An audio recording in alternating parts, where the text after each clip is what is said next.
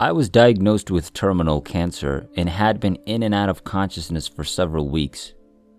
On far too many planes, I was told there was no assistance. Whatever the case, I was 39 days into a 30-day life expectancy.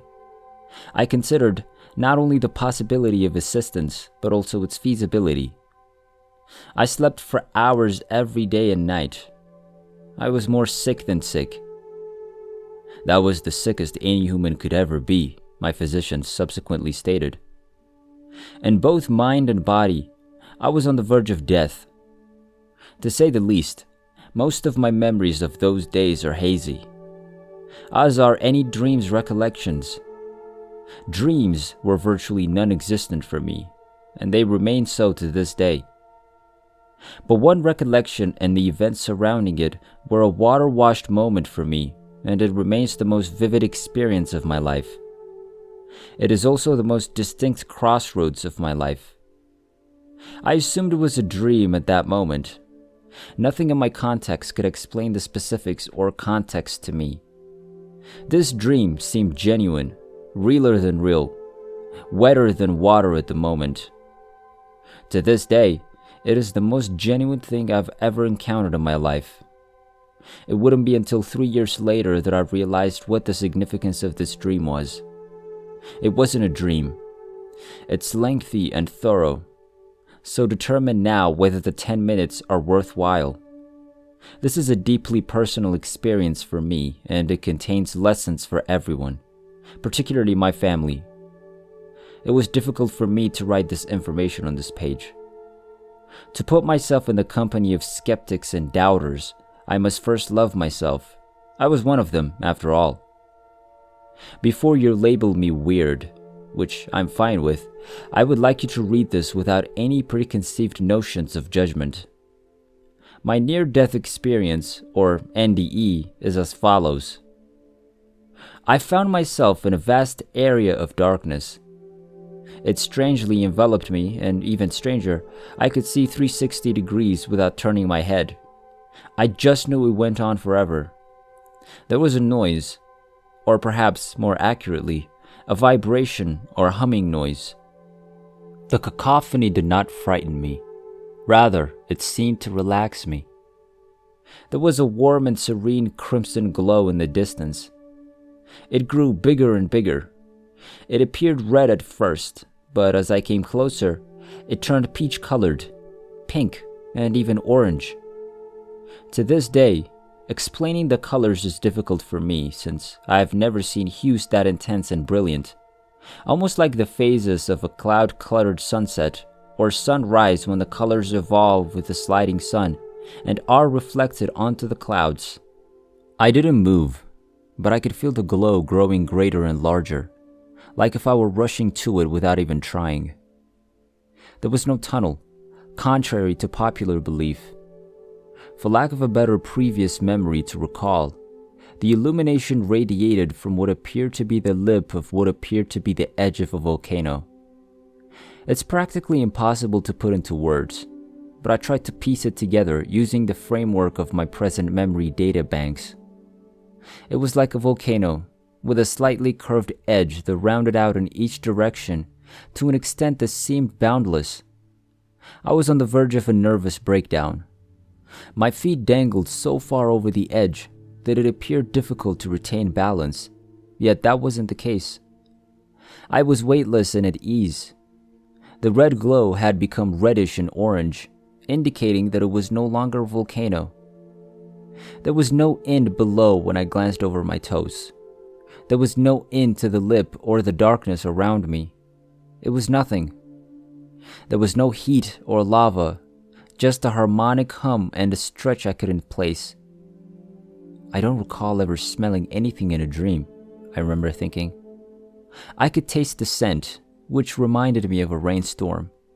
That clean but revitalizing scent. It smelled nearly like ammonia, but I subsequently discovered it was more like the fragrance of an ozone generator, but crisper. The luminous expanse's edge twisted out of vision indefinitely, letting me realize or know there was no end to it. It wasn't the mouth of a volcano, as it was clearly too large, but it did curve. I was not scared. I wasn't perplexed either.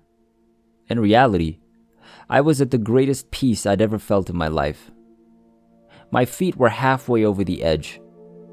A bright light-shaped ball or mass appeared in front of me without hesitation. I didn't try because it seemed just out of reach, like a massive ball of light spiraling in on itself. It was spinning in almost every way. It was accented by blue streaks and appeared to whirl in every direction. It wasn't spherical perfectly. It appeared nearly jagged and periodically compressed into a thick donut-like structure of pure energy. When this happened, I could see what appeared to be a swirling center, for lack of a better term, where everything seemed to mix. It was a darker blue-black in the middle.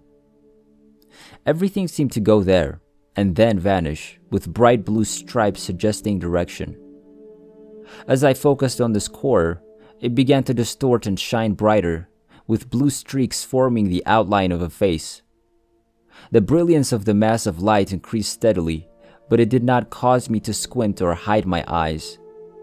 As the intensity increased, it made me feel better and more tranquil. As the light became more intense, so did the harmony and vibration. Suddenly, there was a distinct and vibrant man's face. He appeared to be older and weathered. Only the face appeared and devoured the mass of light. Tones of light were used to portray the high and low areas of detail. The high points are more bluish. His hair was longer and had lovely waves that fell down below what I believed were shoulders, but were not visible. I should say he appeared or felt slightly familiar. I could feel a burst or a vibration from him all the way down to the core of my being. This was the most soothing energy I'd ever experienced. It felt like a summer wind stroking your face, and you didn't have a worry in the world. I no longer felt agony, which had been strong in my waking condition. It was like nothing I'd ever felt before in terms of peace. This man had no facial hair, yet his weathered appearance was strongly defined in tone. Then came the words. There was no talking because neither the figures nor my lips moved. However, there were words. "Are you ready?" was the query. It was vague yet definite, and I had no doubts about its meaning. I responded, but my lips did not move, and I have no recollection of actually speaking. "No, I'm not ready yet," I said. This was strange in and of itself, because I'd already given up and was prepared to die in my woke state and body. "There is something vital you still need to do," he says. At the same time that I heard these words, a smile appeared on the man's face, and more rays of light began to shoot out of practically every area of his face. Unafraid, but curious, I groped for his face. I grabbed for his face and placed my hands on his cheeks without thinking. I had assumed he would be far out of reach, suspended above the vastness, but he wasn't. The crimson, pink, orange, and peach-colored glow had faded, leaving only the white radiant. The hum and vibration increased in intensity as the light became brighter. His smile grew, distorting the image of his face. I had the sensation of falling, but hadn't moved. In the immensity below me, there were suddenly valleys, mountains, streams, and minute specks of innumerable people and animals. It was a brief but complete vision of a calm environment, devoid of discernible color, but the greatest source of peace I'd ever felt, which I still feel now. As it swallowed me, and it happened without effort. There were a total of 12 of them. I requested everyone to speak up and explain my alternatives and prospects. Each did so with clear, fast responses, and I looked them in the eyes while they spoke. I was alert and focused. I felt things emanating from each of them, but I couldn't understand anything. They all stared at me strangely, as if they were wondering where all my control had come from. given my near comatose state since my arrival. I addressed them as a group and told them that I had to live.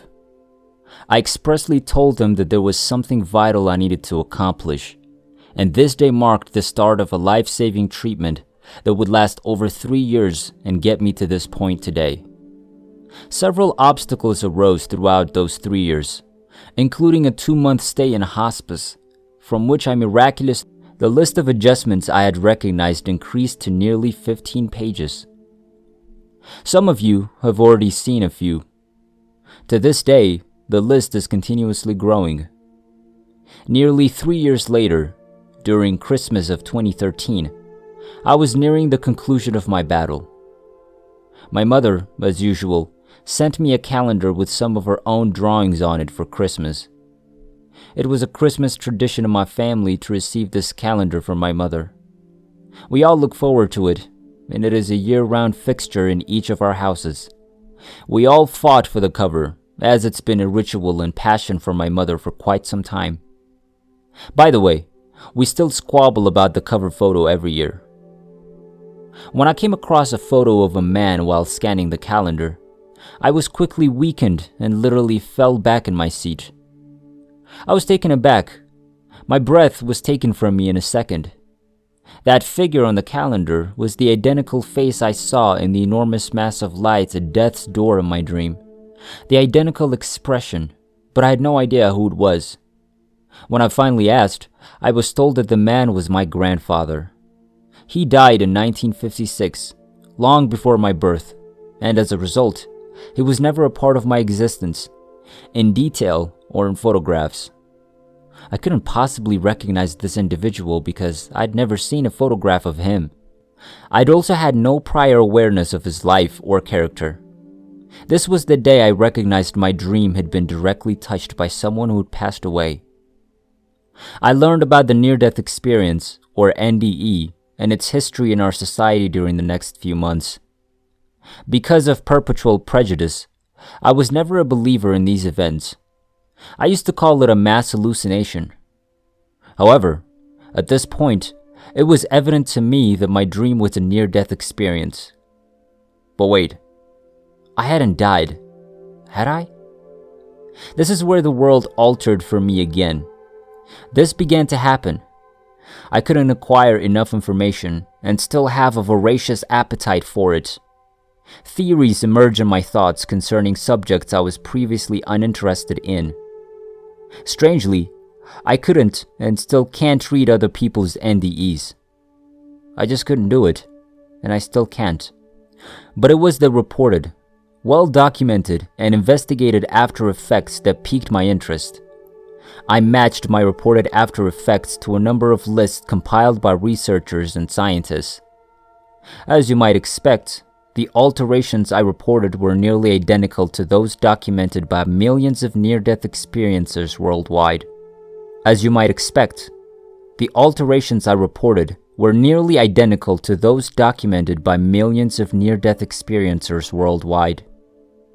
The realization occurred about 3 years after the actual event, exactly the time span documented in study as the time frame that the majority of near-death experiencers go through before awakening or realizing the occurrence and accepting it.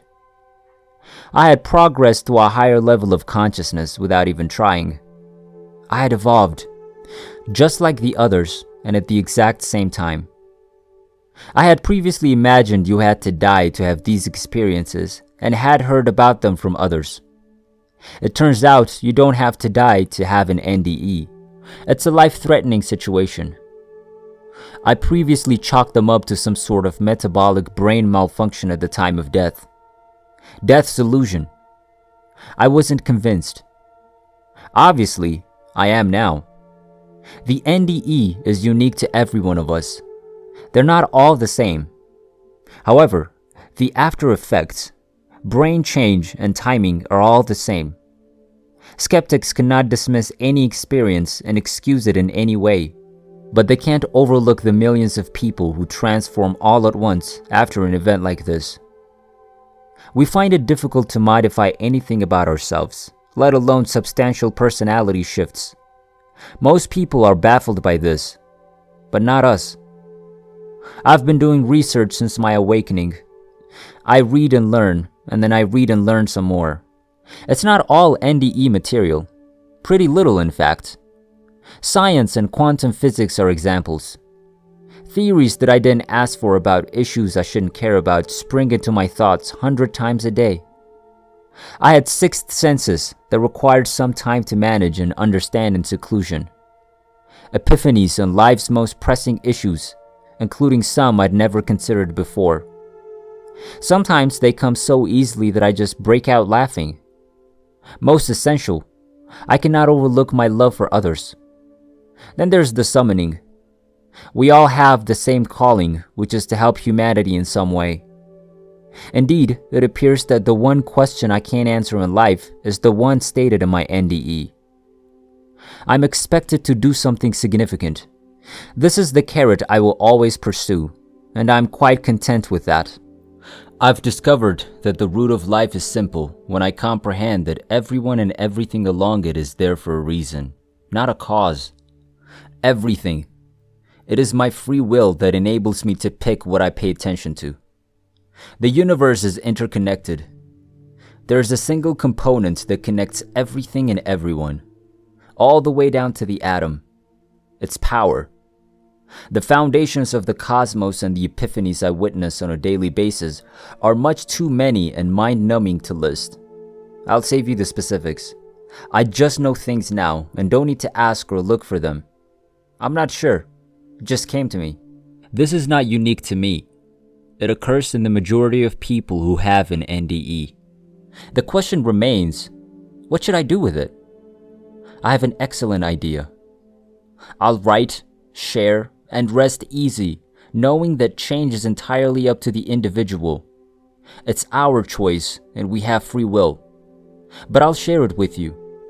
I'm aware that my guide sharing my NDE was a family member with a message for many people in my family. The fact that it was someone I had never met before because of death is not the message. The message is that I did know that part of my family well. Some branch of my family tree have wilted, and I know why. I also know that someone wishes to change it. I do not accept this obligation. One of my callings was to share this experience with my family and others, and that assignment is now complete. I've discovered that love may do a great deal. My living family's love and loyalty brought me here today. I learned about love through my family's past, who showed me the light of that love and from beyond.